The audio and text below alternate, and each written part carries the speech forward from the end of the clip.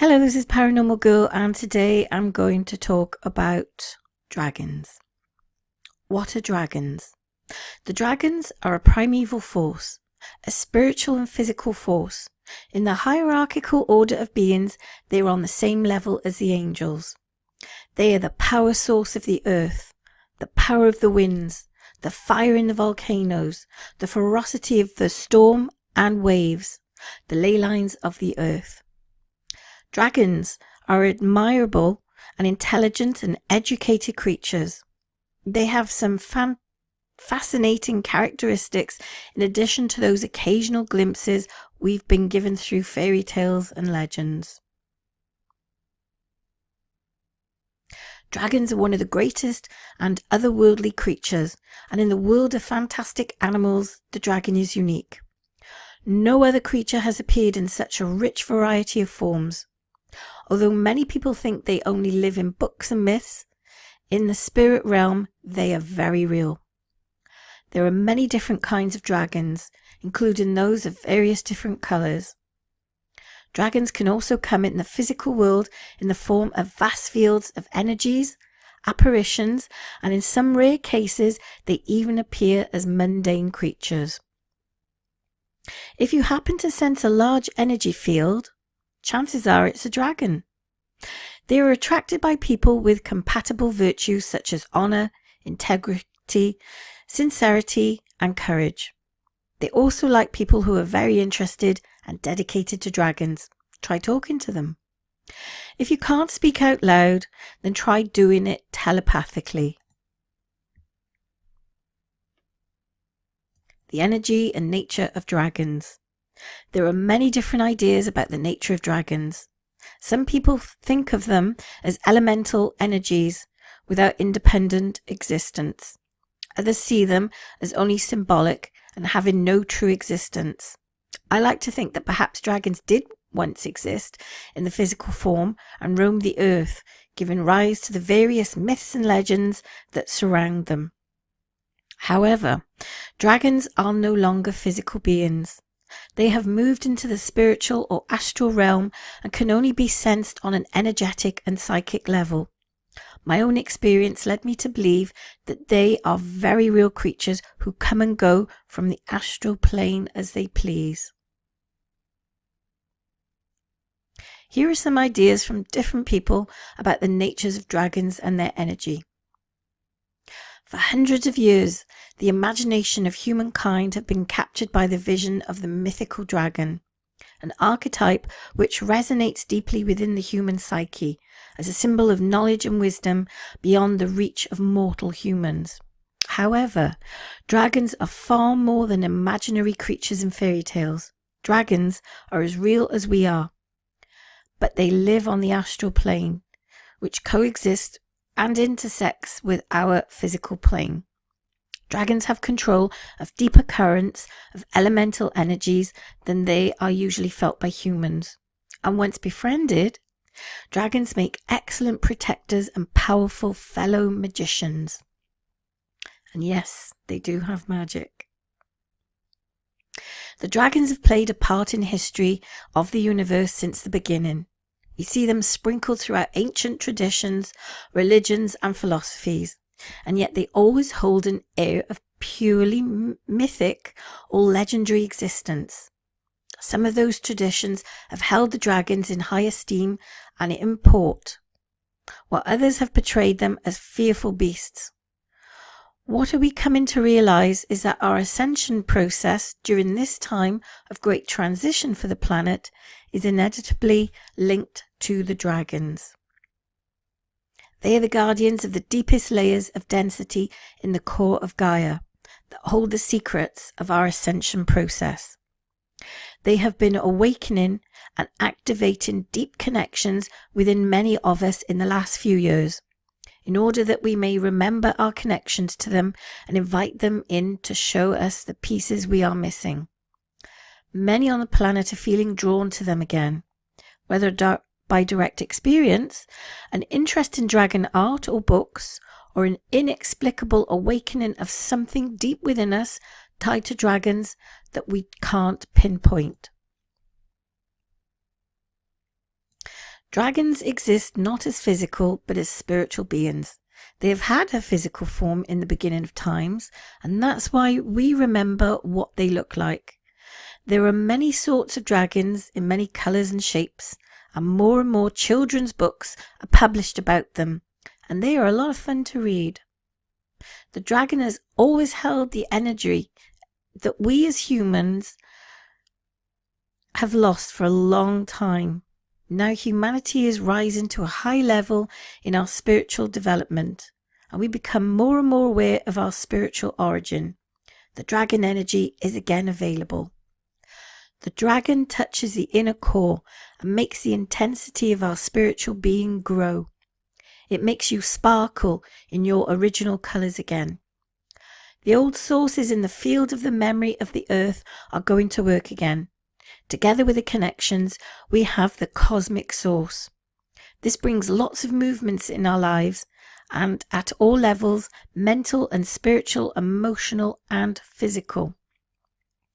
Dragons just want to be understood. They have been misunderstood for such a long time.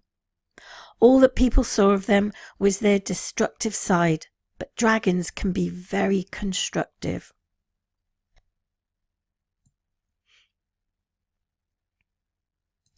Dragon energy is the most powerful primordial energy, and when blended together via the four main elements, creates the etheric dragon. This is an energy so powerful it engulfs, devours, and transmutes all other combined energies into their separate elemental constituents. The four main elements we are interested in, is that of the earth, water, fire and air. The blending mechanism for these four elements are contained within what we would term the body, the mind and the soul. Dragon energy can then be said to come from nothing, or as the alchemists preferred to be known, ether. Dragons themselves are from this ether and are hence known as etheric powers. Dragon energy is linear, so be careful for what you ask. You will receive it in the most direct way possible.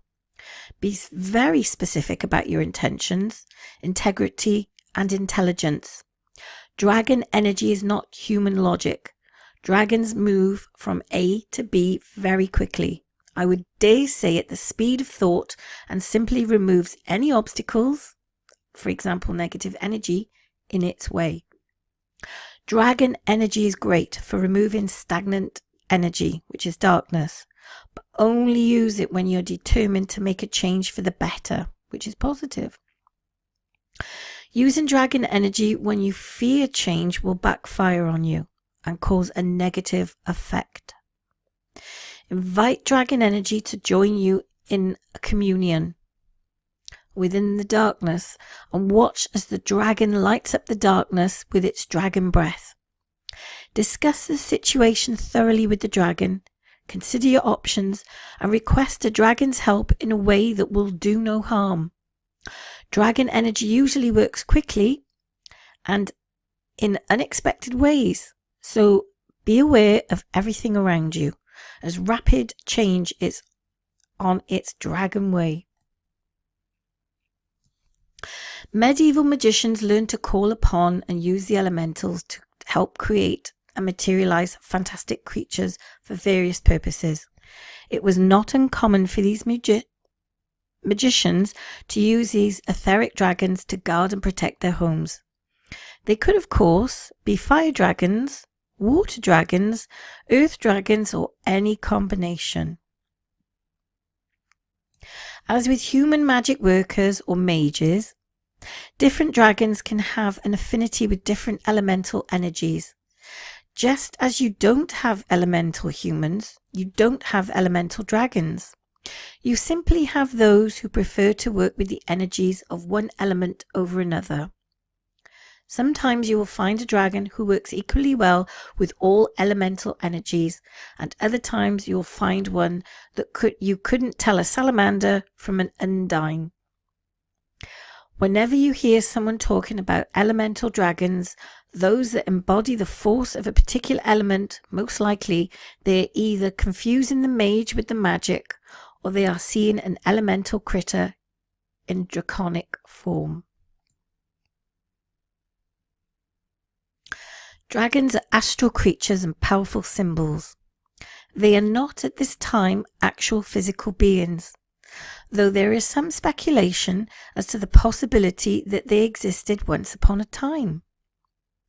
Most folklorists believe that the stories of dragons are metaphors for the idea of an ancient mystical power being overcome by a more modern power, and the feminists argue that the ancient power in question is the goddess. At any rate, most magic users view dragons as astral creatures, not as physical beings. They can be reached and communicated with on an astral plane through journey work. In my experience, and those of people I have performed this sort of journey work with, dragons are mischievous, wise, easily bored, and easily offended.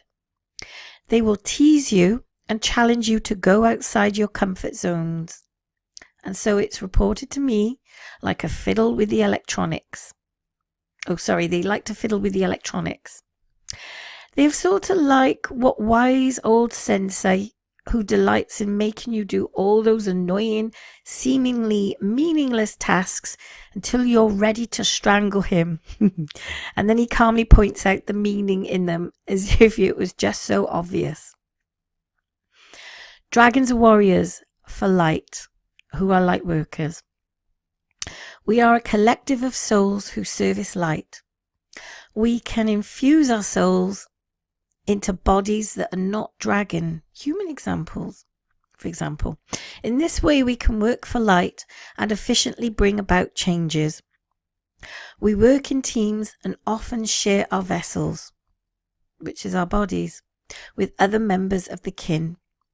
The Earth's conscious is evolving. It has a race of people that need to make the deadline, and there are many of us here working to accomplish that end. I truly and honestly believe that dragons exist in this world. They are all around the world. Some are animalistic and primal. Others are intelligent and cognizant beings. They can communicate and be communicated to. I have communicated to them myself. There are dragons that are my friends and advisors. They possess knowledge that is incredibly valuable to anyone that is willing to listen to it. Now, you may ask, how do I see and talk to dragons when not everyone can? Well, if any of you have seen What the Bleep Do We Know, you should remember the theory about the shaman and Columbus ships. Also think about it in this way. Anything can be achieved through meditation. Dragons have evolved to a point that they use glamour to hide themselves from those that they don't want them to see. One of the first times I saw a dragon was driving from Fayetteville, North Carolina in Raleigh, NC. I looked in my rearview mirror and I saw a dragon sleeping in a field by the woods. I immediately turned the car around to go back and check where I'd seen the dragon. When I turned around, there was a large pile of cut down trees, so I assumed that my eyes were playing tricks on me. So I continued on to Raleigh. When I returned about 4 hours later, there was no pile of trees there, but on the muddy ground in that area was also no sign of any vehicle driving on that area, nor was there any sign of a pile of wood that I had seen that very morning. I'm sure that you have your doubts, but I had the very same experience several other times. The last time that I had experienced, I stopped near that spot. I saw not the pile of trees, but the dragon fully in physical form, and it looked straight at me. The dragon, there coiled in unfathomed depths, it emerges. It unfolds itself in the storm clouds. It washes its mane sparkling white in the blackness of seething whirlpools. Its claws are the forks of lightning. Its scales glisten in the bark of trees. Its voice is heard in the hurricane. It is so much, much more than a scaly monster. It is everything. Merlin from Excalibur, the 1981 movie. So, do you believe in dragons? I still do. I wonder if anyone else has actually seen a dragon. It would be very interesting, wouldn't it?